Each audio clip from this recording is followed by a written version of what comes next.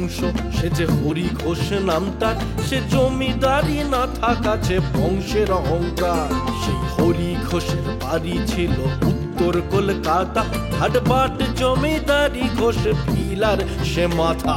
ধার দেনাতে সিদ্ধ হস্ত বাড়ির মনিব চাকর, হরির দোসর বসন্ত সে চোটায় ভাত কাপড়। ফন্দি বিক্রি করে দুজন নানান চালের ধাঁচে, এই বাড়ির সাথেই আরেক দিকে মেষবাড়িও আছে। সেই মেষবাড়িতে থাকে দুজন কাঞ্চন ধনঞ্জয়, পালতি টাকা হামক যা লাগে ধার করে নিয়ে যায়। হায় বাদ যায় না চায়ের দোকান, মালিক টগর সেথায়, সেখান থেকেও পাউরুটি ডিম চা কলা ধারে খায়। এ আজব গোছের গল্প চলবে আপনে খেয়ালে, হরি ঘোষের গোয়ালে, হরি ঘোষের গোয়ালে, হরি ঘোষের গোয়ালে, হরি ঘোষের গোয়ালে, হরি ঘোষ, হরি ঘোষ, হরি ঘোষ, হরি ঘোষ।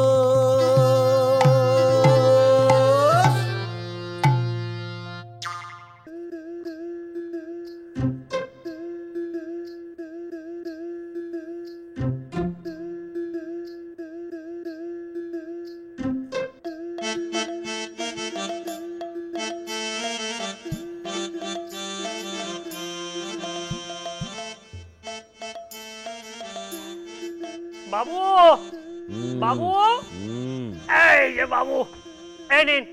এই নিয়ে সকাল থেকে 4-4 হয়ে গেল, নি গরম গরম আদা দিয়ে গোলমরিচ দিয়ে করে দিয়েছি, খেয়ে নিন। ঠিক আছে, রেখে দে। বাবা, তো বিজনেস তো ভালোই হবে মনে হচ্ছে। কিসের বিজনেস? আরে আপনি জানেন না, প্লাস্টিকের থলি বন্ধ হয়ে যাওয়ার পরে এখন তো কাগজের ঠোঙার বাজারে হেভি ডিমান্ড। তো সেই সব নিয়ে আমি কি করব? আরে আমি কি করবো মানে, এই পুরোনো কাগজপত্র নিয়ে সব বসেছেন আপনি, তো এগুলো ঠোঙা বানাবেন বলেই তো বসেছেন। অসভ্য, বেয়াদব। তুমি জানিস এই কাগজের কত মূল্য? মূল্য কত হবে? যারা ওই পাড়ায় পাড়ায় কিনতে আসে তারা 60 টাকা কিলো নেবে, আর যদি আপনি একটু বেশি ইনকাম করতে চান তাহলে বড় বাজারে গিয়ে বিক্রি করলে ওই 100 টাকা কিলো নেবে।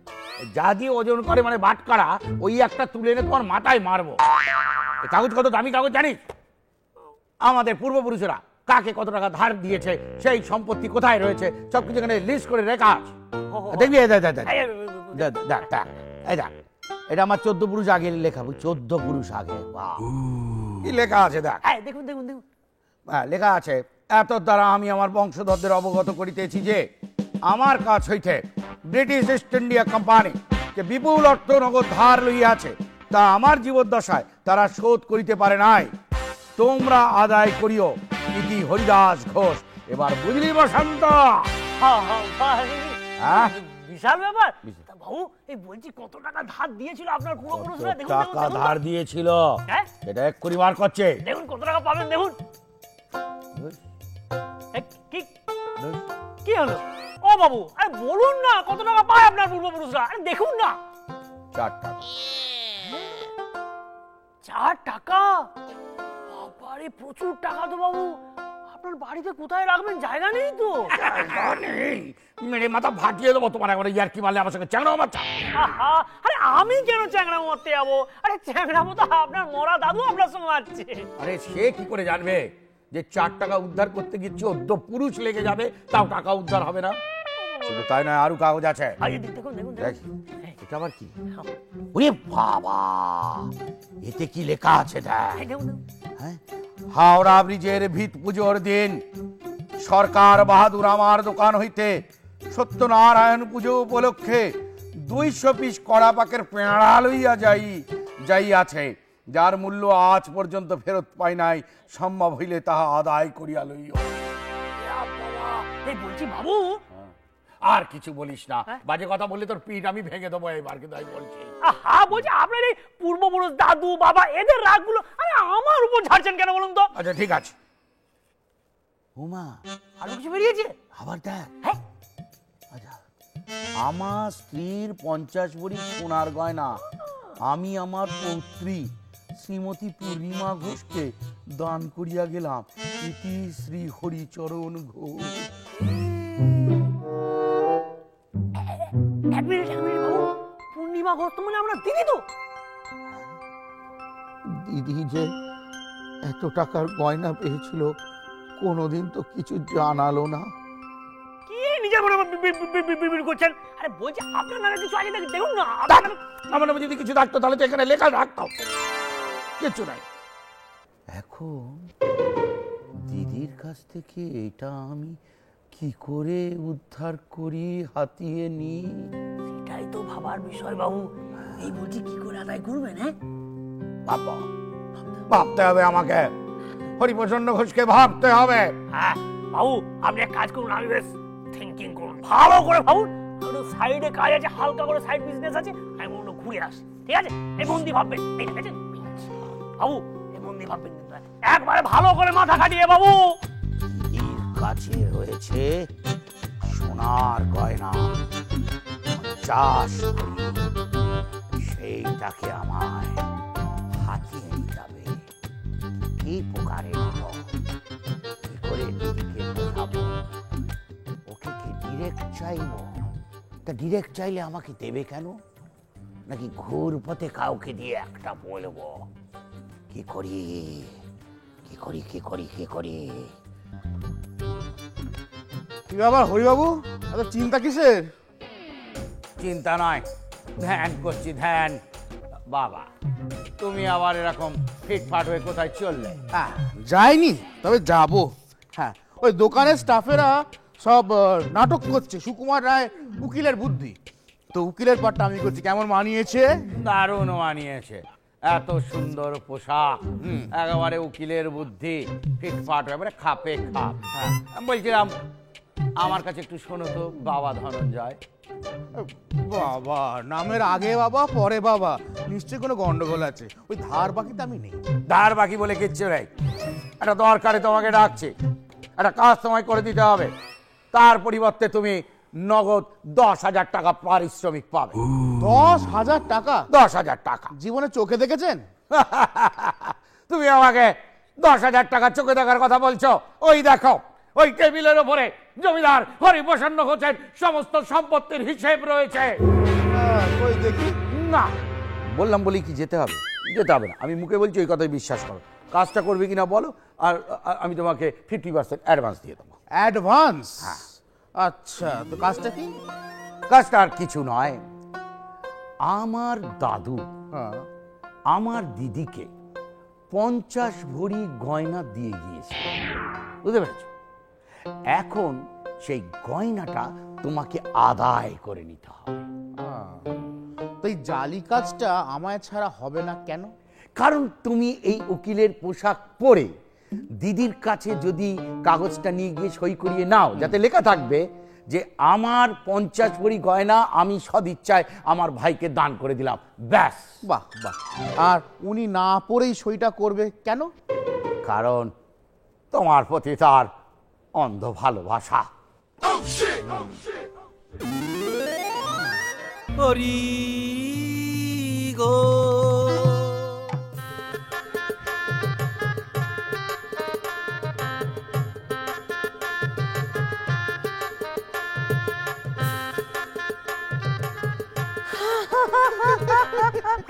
আমার ধনু সোনা, আমি জানতাম তো আমার ধনু সোনা আমাকে ছেড়ে যেতেই পারে না। আগেরবার মরার নাটকটা কিন্তু ভালোই করেছিলে। বলছি আপনি আপনি এই কমাস বাদে এলাম, তুমি থেকে আপনি হয়ে গেল? হ্যাঁ, তার মানে তো বছর খানেক হয়ে গেলে আমাকে চিনতেই পারতে না। তুমি বলো, কি বলবো? তুমি বলো। না না, কি বলবো না বলে কি করে বলবো? আমায় তুমি তুমি বলো। তুমি তুমি তুমি তুমি এক সেকেন্ড, নিজেদের মধ্যেই সপ্তপদী খেলাটা হয়ে গেলে আমাকে একটু অ্যালাউ করো, আমি একটা কোয়েশ্চেন জিজ্ঞাসা করবো দিদি তোমার। আমি জানি আমি এখানে হঠাৎ কি করছি, তাই জানতে চাইবি তো? এই অ্যাজাম্পশনটা চিরকালের ভালো। হ্যাঁ, হঠাৎ এখানে কি বলে? সেটা না হয় কালকের জন্য তোলা থাক। কাল? বাবা, কেন, কালকে কি আছে? সেই কারণটাও না হয় কালকের জন্যই তোলা থাক। তাই থাক, সবই তোলা থাক। আমি তো আর তুলে থাকতে পারবো না, আমাকে এখন বেরোতে হবে, আমার একটা বিশেষ কাজ আছে। তোমরা ততক্ষণেই কাল নিয়ে আলোচনাটা করে ফেলো। হ্যাঁ, হরিবাবু, ব্যাপারটা মাথায় রেখো, আলোচনা আছে। হরিবাবু, হ্যাঁ, ধনু সোনা, হ্যাঁ,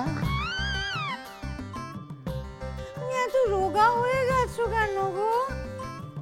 তুমি কি দিয়ে খাও? কি দিয়ে? আঙুল দিয়ে। আহা, তোমার এতটা অভাব, তোমার কিচ্ছু জোটে না, মানে তরি তরকারি মাছ মাংস কিচ্ছু জোটে না, শুধু আঙুল। যা বাবা, কেন জুটবে না? আর সবকিছু তো জোটে। আমি খাই আঙুল দিয়ে, মানে চটকে চটকে খাই। তুমি চটকে চটকে খাও? হ্যাঁ, ঠিক হ্যাঁ। আছে ঠিক আছে ঠিক আছে, তোমাকে আর চটকাতে হবে না, আমি তোমার জন্য রান্না করে তোমাকে চটকে তোমাকে খাইয়ে দেবো। তাই হবে, তাই হবে। তারপরে আমি তোমার কোলে মাথা রেখে ঘুমাবো। কি জ্বালা, খাবো আমি, ঘুমোবে তুমি? আরে আমি রান্না করে ক্লান্ত হয়ে যাব না? তুমি দেবে তো তোমার কোলে মাথা রেখে ঘুমোতে? তোমার মাথা, তোমার যেখানে ইচ্ছে রাখবে। না, কোলটা তো তোমার। বলছি কদিনের জন্য আসা হয়েছে? তুমি কদিন চাইছো? ইয়া, আমি বলার কে? তুমি অ্যাডাল্ট, তুমি যেটা ঠিক করবে আমি তুমি শুধু বাইরের চেহারাটা দেখে অ্যাডাল্ট, আরে ভেতরের মনটা তুমি দেখতে পেলে না? মনের মধ্যে একটা শিশু, যে শিশু তোমাকে দেখলে কিরকম একটা নাচতে থাকে, চিত হয়ে হাত পা ছড়ে, তারপরে মনে প্রজাপতি নাচে, তারপরে এক পা তুলে কিরকম দাঁড়িয়ে দাঁড়িয়ে নাচতে থাকে, দেখতে পাচ্ছি? পাচ্ছি, দেখতে পাচ্ছি। পাটা নামিয়ে দাও, খুব খারাপ দেখতে লাগে। বলছি আমি আসি, একটু কাজ আছে। হ্যাঁ, এই না না না না না না না, বসো। এটা কি? বসো বসো বসো বসো। হ্যাঁ। কি কাজ তোমার আমি করে দিচ্ছি, বলো না কি না, কাজ? মানে দাড়ি কাটবো। দাড়ি দাড়ি কাটবে না, দাড়ি একদম কাটবে না। পুরুষ মানুষের গালে দাড়ি থাকবে আমার ভালো লাগে। হ্যাঁ, মানে বলছি তোমার ভাইয়ের তো দাড়ি নেই? দাড়ি নেই? না। গোপ, নাকের তলায় এরকম একটা পুরুষ্টু গোপ তো আছে, ভালো লাগে না? হ্যাঁ তার বেলা হ্যাঁ, দারুণ লাগে। যার সব ব্যাপারে নাক গলানোর অভ্যেস, তার ওরকমই গোপ হয়। এটা কিন্তু বেশ বললে। আমার ভাইটা ভারী ভালো, কিরকম ছোট থেকে বড় হয়ে গেল। আগে কি করতো জানো? ছোটবেলায় ওর কোনো জিনিসে হাত দিলে সে বুকে ধরে একেবারে দৌড়ে ঘরে ঢুকে যেত। সে জানি, সে এখনো করে আর কি। এটা নিজের জিনিস বলতে কিছু নেই, অন্যের জিনিস পেলে জড়িয়ে ধরে ঘরে ঢুকে পড়ে। মনটা কিন্তু ভালো মামা। হ্যাঁ, দারুণ মন। দিদির গয়না ঝাপানো তাল করছে, ভালো মন।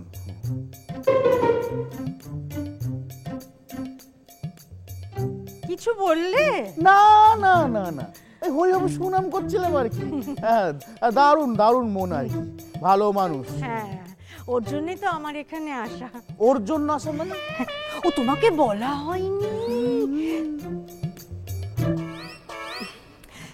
কালকে আমার ভাইয়ের জন্মদিন। তাই? হ্যাঁ। হরিবাবু তো কিছু বললেন না? আরে ওর মনে থাকে নাকি? আহ, মা গত হওয়ার পর থেকে আমি তো ওকে কোলে পিঠে করে বড় করেছি, আমি মনে রাখি, ও ভুলে টুলে যায়। আমি ভুলি না, আমি এসেছি, আমি নিজের হাতে ওকে পায়েস করে খাওয়াবো। আর আমরা খাবো না? হ্যাঁ, একি না না না, হ্যাঁ ঠিক ঠিক ঠিক। আচ্ছা, একটা কাজ করলে হয় না? কালকে এই ইশারা পাড়াটা সাজিয়ে সবাই মিলে একটা হই হই করে একটা পার্টি হলো, তারপরে সব কিছুর শেষে আমার হরি কেক কাটলো, এরকম হানা করলে মানে সারপ্রাইজ পার্টি আর কি। সবাই কি রাজি হবে? খরচার ব্যাপার আছে তো। আহা, খরচার ব্যাপারে ভেবো না, আমি আছি তো, আমি টাকা দেবো। ও, তাহলে কোনো ব্যাপার না, তাহলে সবাই রাজি হয়ে যাবে। তো খালি হরিবাবুকে বলা যাবে না, তাই তো? না না না না, ওকে কিন্তু একদম খবরদার ভুল করেও এখন আগে থেকে বলে ফেলো না, তাহলে এই সারপ্রাইজ পার্টি হবে। ঠিক আছে। কি ব্যাপার, দুজন একসাথে? কোথা থেকে? আরে কাঞ্চাদাকে নিয়ে একটু এটিএম এ গেছিলাম। বাবা প্রচুর টাকা জমাচ্ছিস মনে হচ্ছে। আরে না না, ফালতু ফালতু গেল জানেন, না টাকা তুললো না টাকা জমা করলো। না গো ধনাদা, কালকে ওই মোবাইলে দেখলাম বুঝলে তো, ওই সাধু বাবারা বলছে যে জীবনে ভালো থাকতে গেলে, উন্নতি করতে গেলে ব্যালেন্স জানাটা খুব দরকার। তাই জন্য কাঞ্চাদাকে নিয়ে এটিএম এ গিয়ে ব্যালেন্সটা জেনে এসেছি। তা বলছি দিদি আপনি কখন এলেন? আমি 1 মিনিট। কি বলছো? হ্যাঁ অনেকক্ষণ এসছো, 1 মিনিট কি? অনেকক্ষণ হ্যাঁ, এসেছি, অনেকক্ষণ আসলে হলো। তোমার সঙ্গে যখন কথা বলি না মনে আছে নি। তা দিদি, এইবারও কি আপনি ওই ধনাদাকে বিয়ে করতে এসেছেন নাকি? না আমার মনে হয় না, এবারে কারণটা মনে হচ্ছে অন্য কিছু। তা কি করে জানলে? দেখ না তোমার দেখে কেমন একটু নিশ্চিন্ত নিশ্চিন্ত লাগছে। তা দিদি, এইবারে কারণটা কি বলবো গো? হ্যাঁ বলো, না বলে তো পার্টিটাই হবে না। আসলে কালকে আমার ভাইয়ের জন্মদিন তো, 50-এ পড়বে, তাই সবাই মিলে একটা পার্টি করব, এখানে সাজানো হবে আর ভাই কেক কাটবে। হ্যাঁ, সব খরচাপাতি আমার। বাহ বাহ বাহ। তা ভালো, কিন্তু আমি কিন্তু কোনো উপহার দিতে পারবো না। ওই খুব বেশি হলে তোমার ভাইকে ডিম, পাউরুটি, কলা এসব খাই দেবো, গতের একটু রক্ত হবে। বলছি আমি কি দেব? এই বলছি ধনদা, তুমি আমি দুজনে মিলে কিছু একটা গিফট দিলে কেমন হয়? ভালো হয়, ভালো হয়, কিন্তু কি দিবি? হ্যাঁ বলছি কি দেওয়া যায় না? হ্যাঁ এই হরিবাবু তো পাজামা পরতে খুব ভালোবাসেন। হ্যাঁ বলছি তাহলে তুমি একটা ভালো দেখে একটা পাজামা গিফট করে দাও। ঠিক আছে, তাহলে দেবো। আর তুই কি দিবি? আমি আমি সেই পাজামাটা হরিবাবুকে পরিয়ে দেবো। পরিয়ে দিবি। মামদাবাজি হচ্ছে। আরে পাড়ায় তো গোল টেবিল বৈঠক বসে গেছে দেখছি। হ্যাঁ দিদি আপনি এসছেন, বাবা খুব ভালো খুব ভালো। কি রে বসন্ত, হ্যাঁ? তুই কি রাত্রে রাস্তায় শুয়েছিলি নাকি রে? রাত্রে ও বালিশটা দেখে বললি? আরে না না, এটা সেকেন্ড হ্যান্ড বালিশ কিনে নিয়ে এলাম। তা বলছি হরিবাবু তোকে একটা বালিশ পর্যন্ত কিনে দেয়নি? আরে বালিশ কেন থাকবে না, বালিশ একটা ছিল, কিন্তু রাত্রে কালকে একটা এমন স্বপ্ন দেখলাম না, ওই ঘুমের ঘরে ওই বালিশটা ছিঁড়ে তুলো ফুলো বের করে যাওয়া অবস্থা হয়ে গেছে বুঝলে। বাপরে বাপ, কি স্বপ্ন দেখলি রে? স্বপ্ন দেখলাম ওই বাবু আমাকে 2 মাস বেতন টেতন দেয়নি, এবার রেগে রেগে দুটো পা ঘাড়ের দুদিকে দিয়ে ওই চুলগুলো এরকম এরকম করে। খবরদার, আমার ভাইয়ের সম্পর্কে একটাও বাজে কথা আমি যেন না শুনি। ওর মতো ভালো ছেলে একটা খুঁজে পাবে না তোমরা। না না, সে আপনি একদম ঠিক কথা বলেছেন, কারণ আমার বাবু তো আর অন্য বাবুর মতো না। সে ঠিক আছে, কাল যে তোর বাবুর জন্মদিন সে খবর তোর আছে? কি গিফট দিবি কিছু ভেবেছিস? হ্যাঁ কাল বাবুর জন্মদিন? আরে আমি তো জানতাম না। কাল তাহলে হলিডে? আরে হলিডে মানে হলিডে, কাল তাহলে ছুটি। হেভি মূর্তি। এই দিদি বলছে যে কালকে একটু সবাই মিলে অনুষ্ঠান করে কেক চেক কাটলে কেমন হয়? বাহ, খুব ভালো খুব ভালো। অনুষ্ঠান হোক, বেশ জমজমাট করে অনুষ্ঠান হোক, কিন্তু কেকটি যেন না কাটা হয়, আমি অত ঝামেলা পোহাতে পারবো না। এই 1 মিনিট, কেক কাটলে তোর আবার ঝামেলা বাড়বে কেন? আরে বাবা, কেক কাটতে হলে ছুরি লাগবে। এবার আমাদের বাবুর বাড়িতে তো ছুরি নেই, এবার ছুরির জন্য এর কাছে চাইবো না, ওর কাছে চাইবো না, তার কাছে চাইবো, আমি কারো কাছে চাইতে পারবো। শোন বসন্ত, আমি কিন্তু আমার পাউরুটি কাটার ছুরিটা দিতে পারবো না। হরি গো। হ্যাঁ, কি আলোচনা হচ্ছে? কি ছুরি শুনলাম?